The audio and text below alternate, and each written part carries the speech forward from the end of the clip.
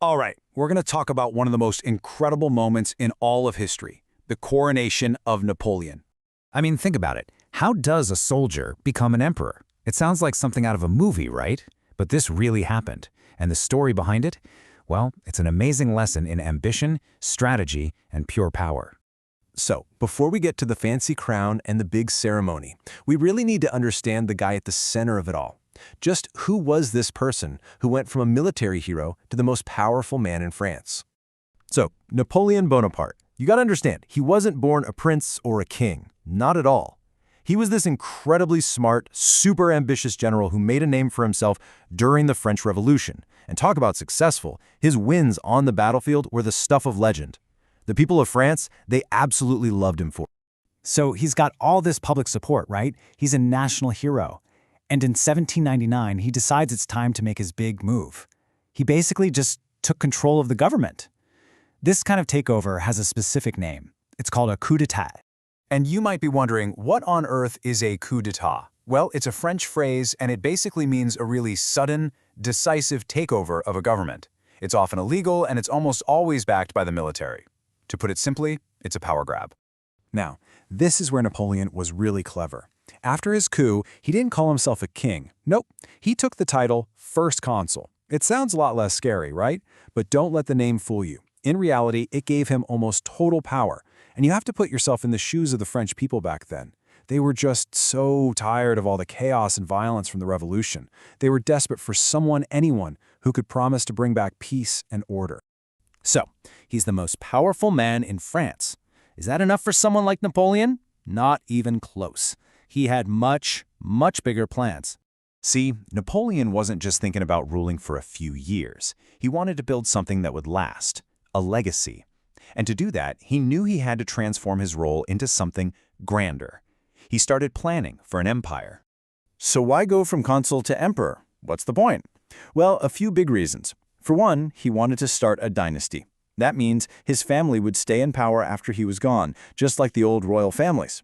He also thought an empire would finally bring lasting stability to France. And of course, he wanted to make France the most respected and powerful country in the world. No small goals, right? And this is where you see his genius as a planner. Napoleon didn't leave anything to chance with his coronation. It was a master plan. First, the location, the historic Notre Dame Cathedral in Paris. Perfect. Then, he gets the Pope himself to come all the way from Rome to make it all seem official. He even rebrands the entire nation with new symbols. And of course, you gotta look the part, so he had these unbelievable outfits made for himself and his wife Josephine. Just look at this branding. It's pure genius. He throws out the old symbol of the French kings, the fleur-de-lis, and brings in his own stuff. He chooses the eagle to connect himself to the power of the ancient Roman Empire. And he uses the bee, which was an old symbol in France for hard work and community. The message he was sending was crystal clear. The old way is over. This is a new beginning. So the stage is perfectly set. And then the day arrives, December 2nd, 1804. This is it, the day a general walks into Notre Dame and plans to walk out an emperor. You can just imagine the scene. It was absolutely stunning. Napoleon and Josephine are wearing these heavy purple velvet cloaks lined with fur and covered in those golden bees we just talked about. And get this, instead of a typical king's crown, Napoleon starts out wearing a golden laurel wreath, just like an ancient Roman emperor. Again, he's hammering home that connection to classical power. Okay, so the Pope is there, Pope Pius VII. He has traveled for weeks to get here from Rome. Now, in every traditional coronation, the Pope is the one who places the crown on the new king's head. It's a huge symbol. It means your power comes from God. So everyone watching, everyone in that cathedral is expecting that's exactly what's about to happen. But Napoleon, he wasn't traditional. He built his whole career on doing the unexpected. So, right at this crucial moment, who's going to put the crown on his head? There's this amazing quote from him that really tells you everything you need to know about his mindset. He basically said, "I found the crown of France on the ground, and I picked it up with my sword." He didn't believe his power was a gift from God, or that he inherited it. He believed he took it. He earned it himself.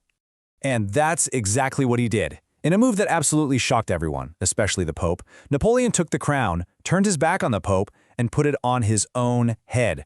Wow! The message could not have been clearer. My power comes from me, period. And after that, he crowned his wife Josephine as the empress.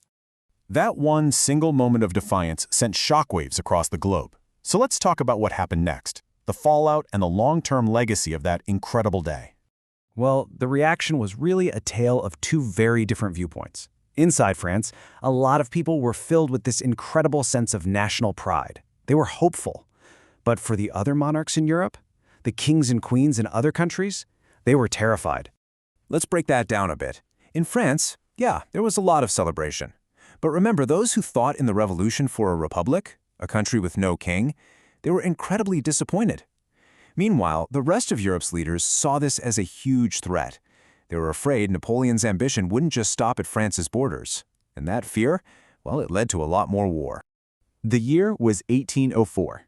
You can really think of it as the year the French Revolution's dream of a republic officially ended and the new French Empire was born. So this coronation wasn't just a big party with fancy clothes. It was the official launch of the First French Empire. And as Napoleon's power grew and his armies moved across Europe, they brought his new legal system with them, the Napoleonic Code. And that code would go on to influence laws all over the world for hundreds of years. So that leaves us with a pretty big question to think about. Was Napoleon's coronation just the ultimate power trip, the biggest act of personal ambition you can imagine? Or was it a dramatic, maybe even necessary step in creating the modern nation of France? Something to think about.